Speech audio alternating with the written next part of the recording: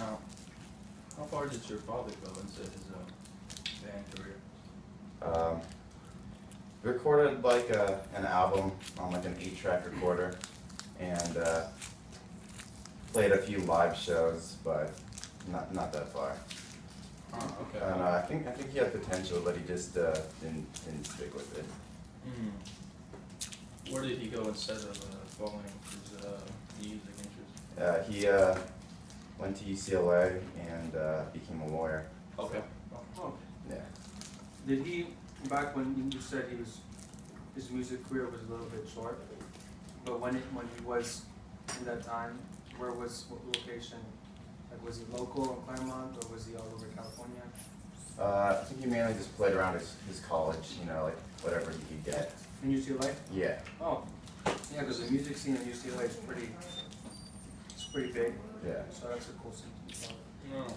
How would you compare your guys' band to your dad's band? A band is a lot better than his band is. Oh, So, okay. yeah. Okay. So Alan, I know you know, personally and from previous experiences in Right. high school. In particular, I know that one, you're a very avid tennis player. Mhm. Next, you know, Pete Starburst. Pete Sampras, Pete Starburst, Yeah, yeah. Andre Starburst Agassi. Mhm. Where do you see tennis as an influence in your music?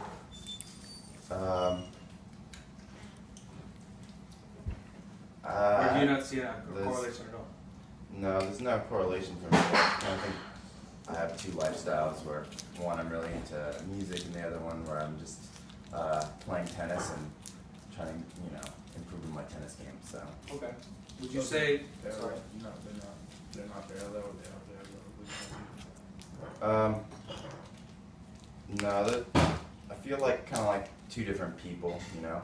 When I'm on the tennis court, I feel like a different person in my own world with tennis friends and Right. tennis players, and then I'm gonna do music when I'm at home. So. Would you say that you know, your music passion and that area of your persona, does that help alleviate the stresses from tennis and life? Yeah. I mean, I think I do it when I'm bored and, you know, just want to find something to do, and Okay. and I mean, it entertains me, so. Very cool. And a lot of times it's kind of like, yeah, I don't know, I want to write a great song, you know, that'll capture the way I feel about life and maybe mean something to someone else. Right. In terms of your band, how many other members do you have? It's been kind of, people have been coming and leaving, so it hasn't been very consistent. Okay.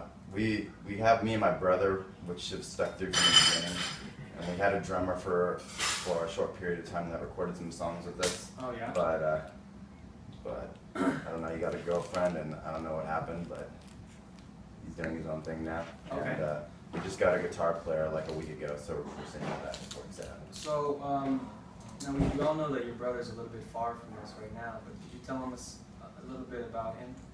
Yeah.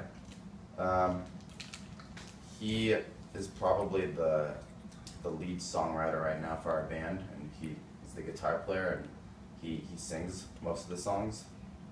But we usually work together with songwriting, so I'll pitch back ideas, and I also play guitar and I play bass guitar. Okay. So I'll add that in, and we usually just throw in ideas and ask if it sounds good, and we'll try to record together and see what comes out of it. Now you mentioned like that word that I'm a little bit unfamiliar with, guitar. What is a guitar?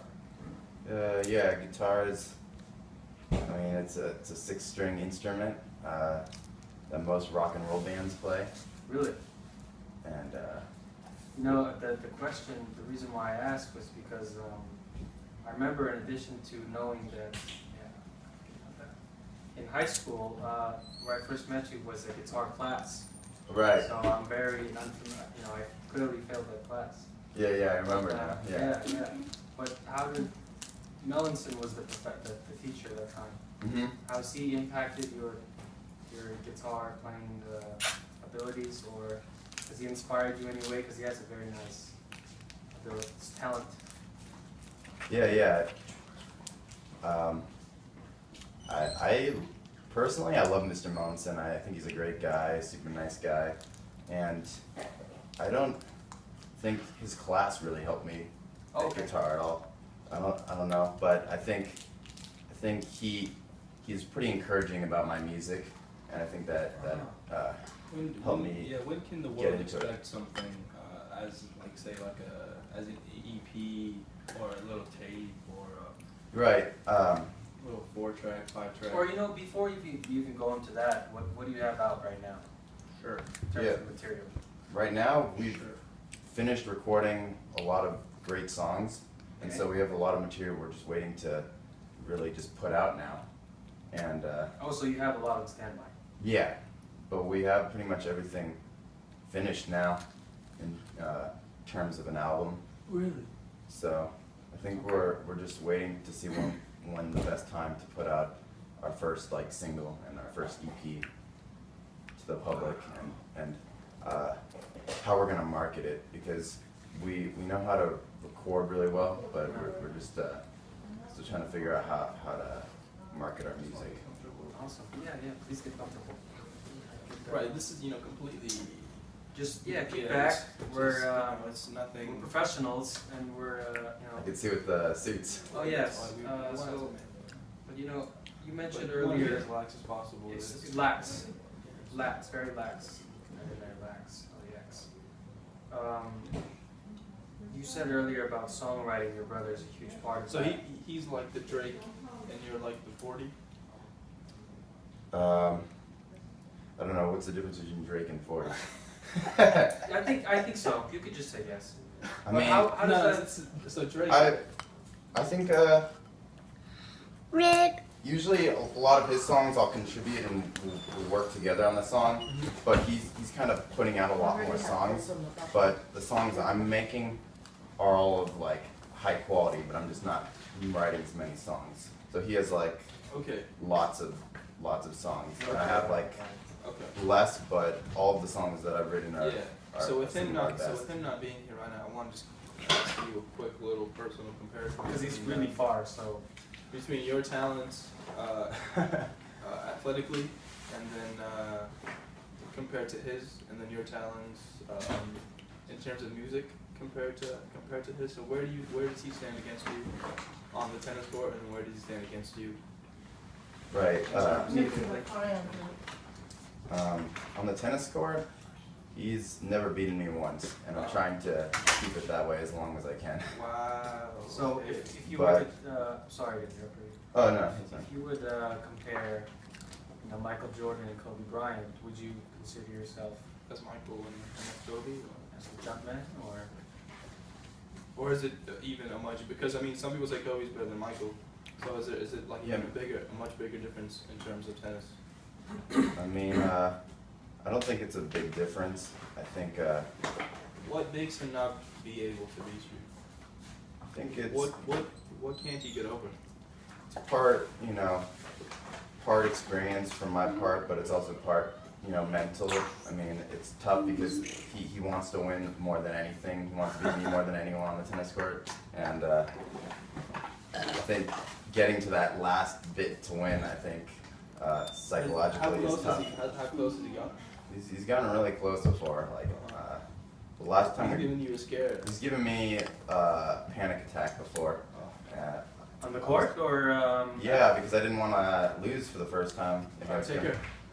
But we See you later. played for our league in the league finals my last year of high school, and we played against each other. And then the second set, he was up like 4-0 on me, and I remember having a panic attack that he Okay, would now beat let's me. get to the music. Yeah. But you came through, right? Yeah. Musically speaking, he's a better guitar player than me. And you said that he writes most of the songs. I think he's more into it right now, but I think that the songs that I've written, like at least a couple of them are gonna be singles. Now, So in terms of this interview, since you know, have you gone to interviews before? no. Okay, so being that this is your first interview, could you give us and then your fans and hopefully your future fans a quick little glimpse And your groupies. as to you know, like a little release, a little thing that you know you won't be able to find anywhere else other than this source. You know, in terms of like say like a release date or anything that other people don't technically know about you and your brother and how this band works. You know, just like a little, just the crux of it all, or either you know a little. Yeah. I mean, I'd like to release a 3-song EP. You know. Solo or with Andrew? With Andrew, with the band right now at Sunburst, and it'll include 2 songs written by him and a song written by me, and none of them have been released before. So I'd like to release something like that on this blog or whatever. So. Okay. Yeah. That's that would be very cool. Yeah, no, we can do that. I have, take me through your songwriting process. I know you mentioned briefly that. Thank you, Sean. I know you mentioned briefly that your brother and he does a lot of songwriting, but how is that process? Do you have any like isms? Do you know? Yeah, I can't. Me and my brother write quite differently. Like our styles are different. Okay. So I can't really say for my brother of his style, but for me, it's usually when I get motivated by something. Like if something emotional happens to me, like I want to write a song. Right. I remember when I was writing a lot of my songs, I wrote it during high school because like I liked this girl a lot, and so like that was causing me to write a lot of songs, and I was like, Okay. I wanted to make a song good enough that you know would impress her. So. What Yeah. year? What year was that? When was that? What year of your high school? Probably like junior and senior year when I started getting really into writing music. Okay. Oh, sure, yeah, because it's, there's, of course, with high school, it's such a dynamic 4 years of your life, Right. There's, like you said, you have 2 different personas come out in, on the court and then while in the studio.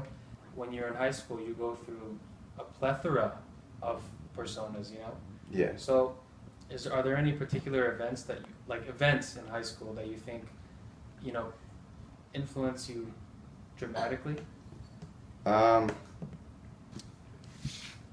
Yeah, I mean, I think heartbreak, is something that leads you to write some, your best songs. Right.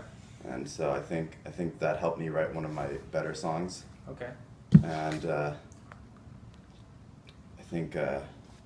don't know, I think just like meeting a girl that you think at least you're in love with, or you might be infatuated with, you like when you first meet them and you're hanging out and you're going on like dates or whatever, I think you're filled with emotions that you're not used to. At least I wasn't used to feeling, so I tried to capture them, my Right. feelings into songs. Right. Are you thinking, I mean, when I think of that, I think of high school dances. Yeah. I mean, what do you think, Shabir? What do you think of? Do you think high school dances, or? I mean, I think lunch lines too. Like sometimes, you'll In be terms lunch of what? line. What are we talking about? What high school events, evoke a lot of emotion? Here. Here. I'll take it. No. Yeah, you can give it to me. I think just going class to class type of thing. Can you give me? Very emotional. Give me. Come on, hurry up. No, let's get back to. So you experienced? Shh. Get out of here. All right, now you talked about a heartbreak. What song did that help you produce? If you can, would you be able to release that to the? Yeah. Because the camera's showing you. Get a little closer because the camera's only showing you. Yeah, go ahead. Yeah, I wrote this song called "The Rain," and I haven't released that on anything before, and I think it's one of. Oh, you haven't, so no one's ever heard this. Yeah. And this is from the heartbreak that you went. Yeah, I think I was trying to capture that feeling, and